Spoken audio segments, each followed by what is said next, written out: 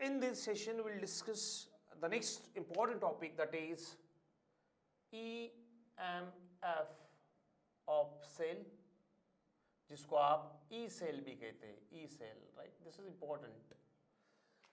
So EMF of cell और E cell. So what is EMF? EMF का मतलब होता है electromotive force. Electromotive force, right? Electromotive force. और इलेक्ट्रोमोटिव फोर्स या उसको हम ई सेल कहते हैं, तो कैसे बेसिकली जनरेट होता है? तो हम कहते हैं इलेक्ट्रोमोटिव मतलब EMF of cell, electromotive force of cell is developed.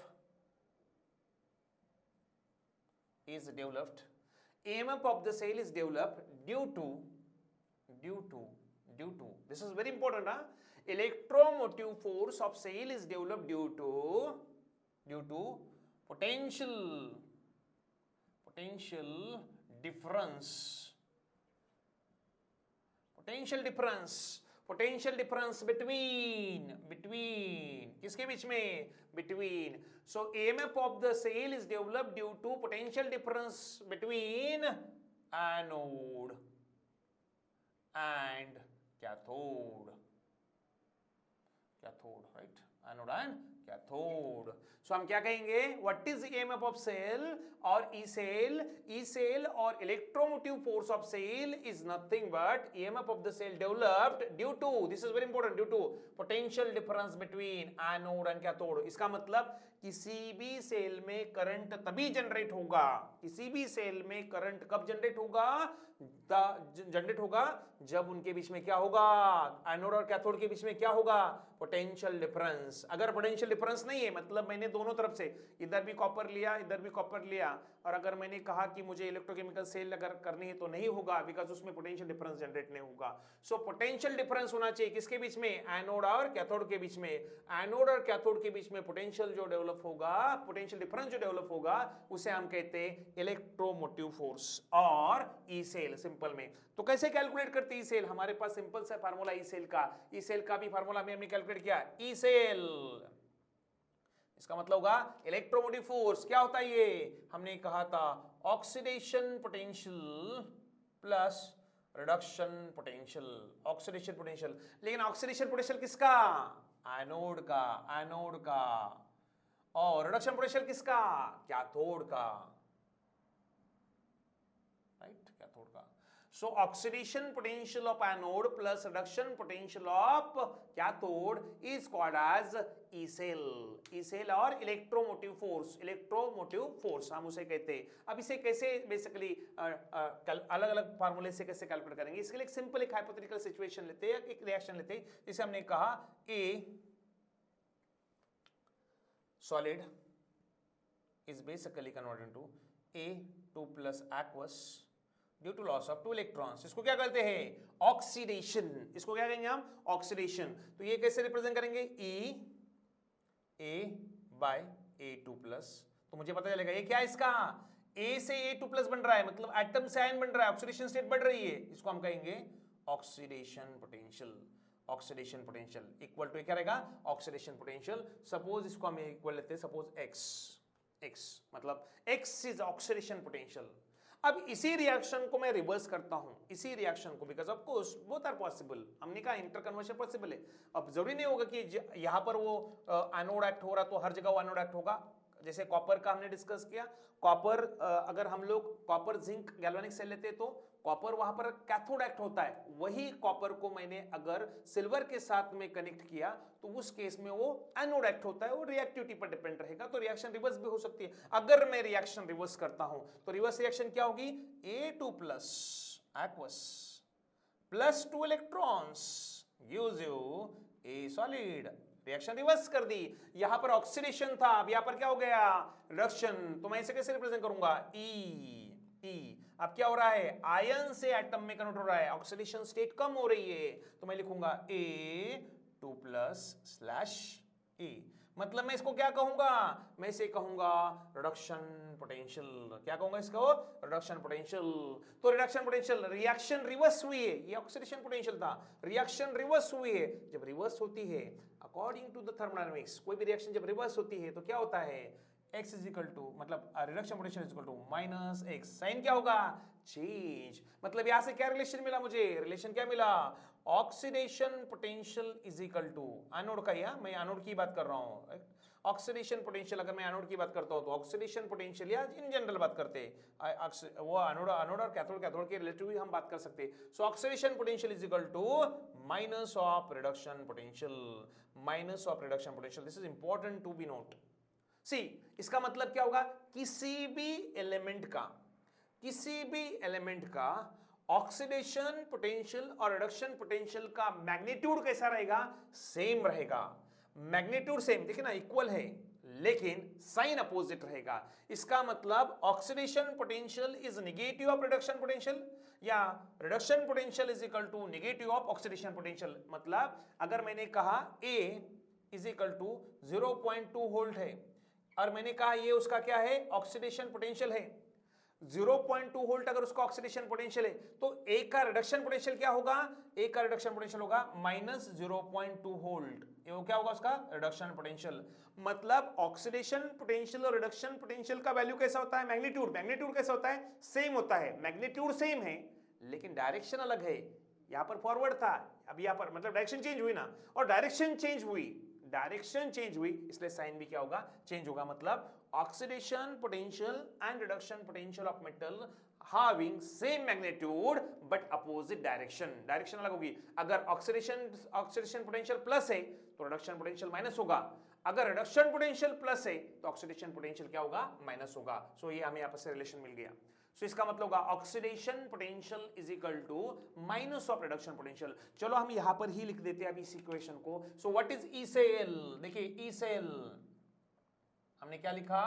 हमने लिखा oxidation potential of anode plus reduction potential of cathode, ये हमने लिखा। इसको हमने सपोज इक्वेशन नंबर 1 दे देंगे।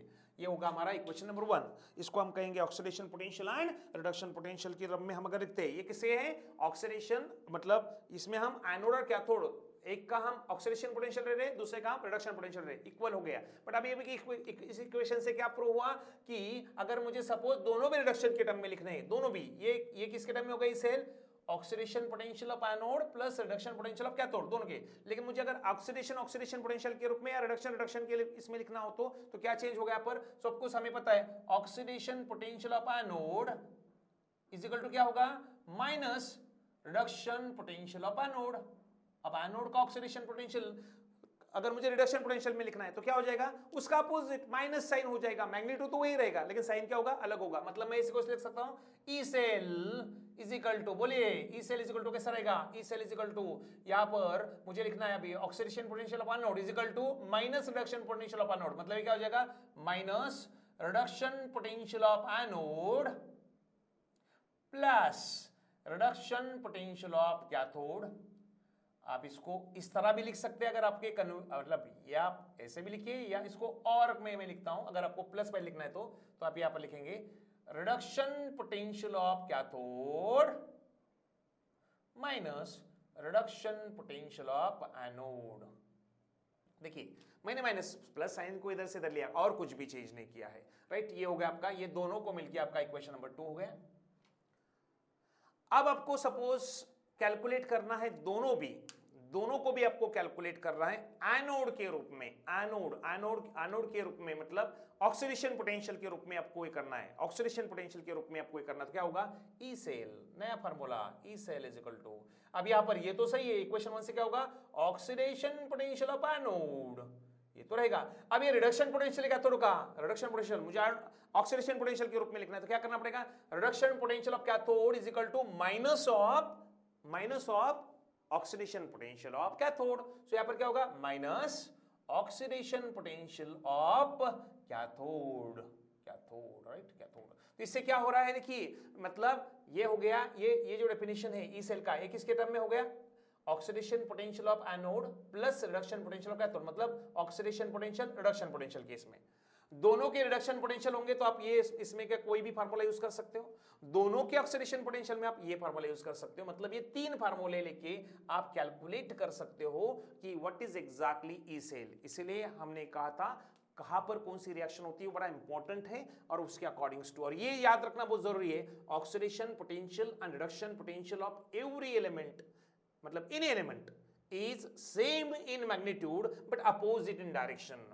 डायरेक्शन में अपोजिट होगा लेकिन मैग्नीट्यूड क्या रहेगा, सेम रहेगा। जैसे मैंने यहां पर कहा ए का ऑक्सीडेशन पोटेंशियल अगर 0.2 वोल्ट है तो उसका रिडक्शन पोटेंशियल क्या होगा, -0.2 वोल्ट होगा। मैग्नीट्यूड सेम है, सिर्फ साइन क्या हुआ, चेंज हुआ। ये 3 फार्मूलेज आप यूज कर सकते हो for calculation of E cell. लेकिन इसी पर एक नया आएगा, सपोज मुझे standard E naught, what is E naught? E naught of cell मतलब क्या होगा, E naught of cell is nothing but, मैं कहूंगा this is E naught of cell is nothing but standard potential, standard potential of cell और standard EMF, standard EMF। So ये standard E naught लिख दिया मतलब standard। यहाँ पर सारे फार्मूलेज में सेम फार्मूलेज होंगे, सिर्फ चेंज क्या करना है, जैसे पहला फार्मूला तो मैं लिखूंगा SOP of anode plus SRP of cathode. मुझे सिर्फ चेंज क्या किया मैंने सिर्फ ऑक्सीडेशन पोटेंशियल को चेंज किया, स्टैंडर्ड ऑक्सीडेशन पोटेंशियल। जब अगर मैं स्टैंडर्ड कंडीशन पर मेजर करता हूं, जो हमने लास्ट सेशन में डिस्कस की थी, 1 pressure is equal to 1 ATM और 1 bar, concentration is equal to 1 molar and temperature is equal to generally 25 degree Celsius, जिसको आप एनी टेम्परेचर पर भी क्या कर सकते हो, मेजर कर सकते हो। सो ये हो जाएगा standard potential E cell of reaction is equal to standard oxidation potential of anode plus standard reduction potential of cathode. इसके जगह पर आप लिख सकते हैं ई सेल मतलब E naught cell is equal to, या फिर क्या लिखना है आपने अभी, अगर आपको सिर्फ ऑक्सीडेशन केस में लिखना तो standard reduction potential of cathode plus standard reduction potential of anode, ऐसा भी लिख सकते हैं। सॉरी माइनस, ये माइनस आएगा ना, ये माइनस है ना, यहां पर ये फार्मूला सिर्फ क्या किया हमने, चेंज कर रहे। तीसरा फार्मूला क्या होगा, तीसरा फार्मूला आपने लेना है standard E cell is equal to, यहां पर अगर मुझे ऑक्सीडेशन पोटेंशियल के टर्म में लिखना तो standard oxidation potential of anode minus standard oxidation potential of cathode, right. ये सेम फार्मूलेज, ये हो गया 4 5 6, ये हो गया, ये किसके लिए यूज कर रहे हैं, ये यूज कर रहे हैं ई सेल के लिए। ये किसके लिए यूज कर रहे हैं, ई नॉट सेल मतलब स्टैंडर्ड सेल के लिए। याद करना है ये दोनों भी, इस तरह से हम लोग ये करते हैं। इस तरह से आप EMF इलेक्ट्रोमोटिव फोर्स किसी का भी क्या कर सकते हैं, कैलकुलेट कर सकते हो। सिर्फ याद रखना है एनोड पर ऑक्सीडेशन होता है, कैथोड पर रिडक्शन होता है। इसीलिए समटाइम देयर में बी चांसेस ऑफ मिस्टेक जब आप न्यूमेरिकल सॉल्व करते हैं, वो नहीं होने चाहिए। इसके लिए हम एक न्यूमेरिकल अभी यहाँ पर डिस्कस करेंगे, जिसमें एक जनरलाइज न्यूमेरिकल डिस्कस करेंगे, उससे आपको पता चलेगा क्या गलती आपने नहीं करनी है।